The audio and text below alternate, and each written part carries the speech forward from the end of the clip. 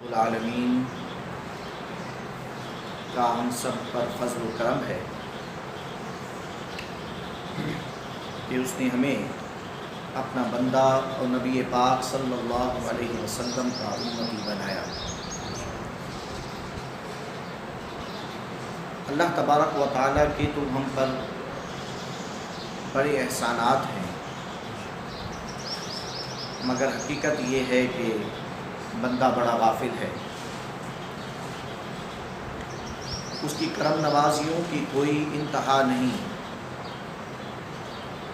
مگر انسان خطا کرتا ہے اور اپنی خطاؤں کی وجہ سے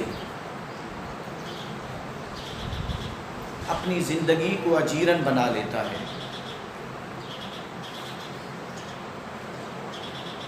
زندگی تو اللہ تبارک و تعالیٰ نے اس لیے عطا فرمائی لِيَبْلُوَكُمْ أَيُّكُمْ أَحْسَنُ عَمَلًا، تاکہ اللہ تبارک و تعالیٰ جانچے کہ کون اچھا عمل کرتا ہے۔ تو زندگی تو اس لیے ملی تھی کہ اللہ تعالیٰ کی عبادت کریں اور اس کی اطاعت میں وقت بسر کریں، لیکن بندہ یہاں پر آیا اور آنے کے بعد دنیا میں منہمک ہو گیا، اور ایسا منہمک ہوا کہ اسے اپنا رب ہی بھول گیا۔ دنیا میں ایسا گرفتار ہو گیا کہ اس نے اپنے پالنے والے کو بھلا دیا۔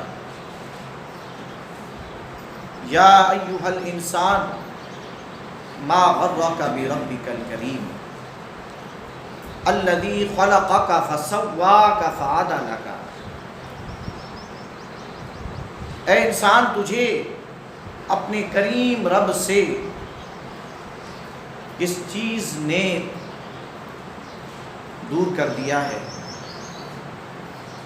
کس چیز میں تم مشغول ہو گئے ہو، اور اس چیز میں مشغول ہو کر تم اپنے رب کو بھول بیٹھے ہو، حالانکہ اس نے تمہیں پیدا کیا اور اس نے بڑی اچھی صورت تمہیں عطا فرمائی اور اعتدال بخشا۔ جب بندہ بھول جاتا ہے تو پھر اللہ تبارک و تعالی، جب بندہ خطائیں کرتا ہے تو اللہ تبارک و تعالی اس پر